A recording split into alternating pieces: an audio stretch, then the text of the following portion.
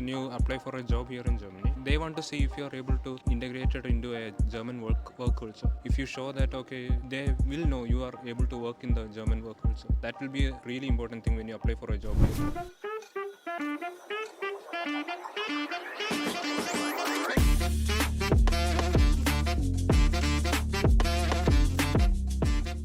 Alright, guys, so I'm here in Bonn with students who are currently studying in Hochschule and some university, right? University of Bonn. You're studying Uni Bonn, you're studying in Hochschule Bonn Rhein-Sieg here in Bonn. Would you consider Bonn as a tier 1, 2, or 3 city? What is this city? Is it tier 1 city? I mean, if you compare it to other cities, I would say Bonn as like tier 2 city. I mean, if you like the tier 1 city would be like Berlin or like Munich or like Köln. So I would put like Bonn in like tier 2 city. I mean, the reason I'm asking you this is because the job prospects for a part-time job depends, right? It varies a lot when you go to a big city versus small. Who's doing a part-time job here? Me, All of you guys are doing part-time job. Wow, you have to, right? Who has stayed the longest here in the group right now? 2.5. 2.5 years, huh? Wow. Okay. What kind of jobs are you guys doing? Like, I just want to know. So for me, before coming to Germany, I had no plans of doing any part-time job. So my course is a 2-year course. Due to COVID, the first semester was an online semester, so I could stay back in India and I had like zero expense, and I have the whole blocked account money with me. So I came to Germany in my second semester, and with that blocked account money, I was living through the second and third semester. And in the fourth semester, I was planning to start the thesis. Usually, thesis is paid, so I was like not thinking of doing any part-time job because I was planning everything would go just right with the enough money I have in hand. But I had to drop a project in my third semester, and I had to redo the project, which takes me additional 1 year. So that came out of nowhere. That's when I was thinking like I should apply for a job, and I applied at a student assistant position at a robotics lab in Uni Bonn for 8 hours, which gave me 435 euros per month. And still, like per month, you need at least 800 euros for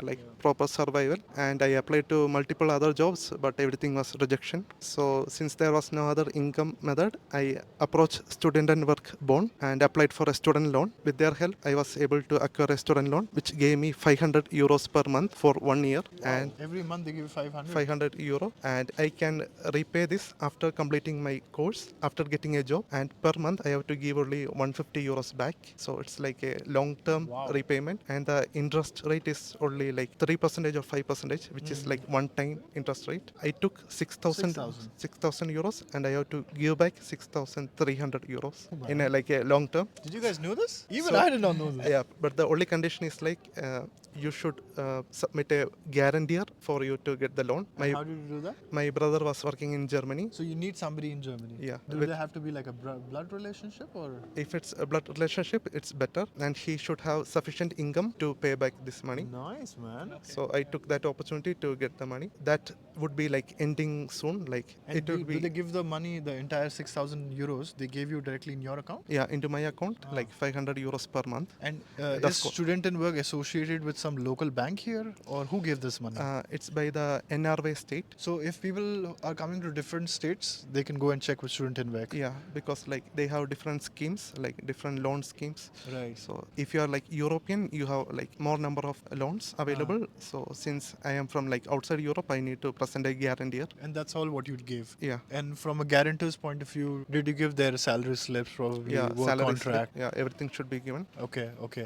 Wow. I mean, I got educated on this topic for the first time now. I mean, I didn't know that Students and Work, because normally they deal only with housing, probably Menzas, right? Yeah, and also when I approached Student and Work, they also had another scheme, which is like, which if you have very low income, they would give free food from Mensa. Really, Yeah. dude? Oh my God, you have cracked everything. Okay, and you like- still want to leave? Yeah. So all the benefits would be like you are eligible for these benefits while you are a student. So once you are out of the student phase, you are on your own. So that's when the real challenge. What about you? Speaking about me, previously before the beginning of this year, I have been working like 2 jobs. Jobs as in, I have only worked as student assistant in my university only. So in the research labs. So how I found it was basically there will be announcements. You have to look at your university's website on what kind of job you want. For example, in my case, case, I wanted to work in robotics based labs. So I looked at the existing robotics labs and all within my university, went to their website, and they're looking at if they have open. Another way is basically you need to speak to your seniors or professors and all. Most professors are approachable. You can just approach them. There will be lots of PhDs and also they will be having research works and what happening. You can just speak with them. Most of the time there will be some research work going on and you can get into it. So previously we have as a part-time we can work 20 hours cap, right? And in my case the most I have worked is 16 hours tops from the 2 jobs basically. And currently I'm only doing an 8-hour job. So I will speak about my current income. So on the 8-hour job I'm getting only around 450. It just increased to 450 something euros. So yeah, and she said my monthly expenses, this is covering the rent from the student home and also the insurances and everything and including my grocery shopping, living expenses and all comes around 600 euros only. So currently I'm in a deficit income because I have excess. Minus 200-300 euros. Yeah. And the reason I'm managing now is because I had worked longer hours Before. so I wanted to manage my academics also. Right. So now my third semester is over. Basically I will be starting my thesis work, so I have lots of free time from now onwards. So I'm planning to look for one more job or after I finish my current contract, look for a job that is having longer hours or internships. After your third semester in your masters is actually a time where you can explore. So I have seen seniors like they went for internship instead of directly doing the thesis, then manage their time and think about what they have to do and go forward. Yeah.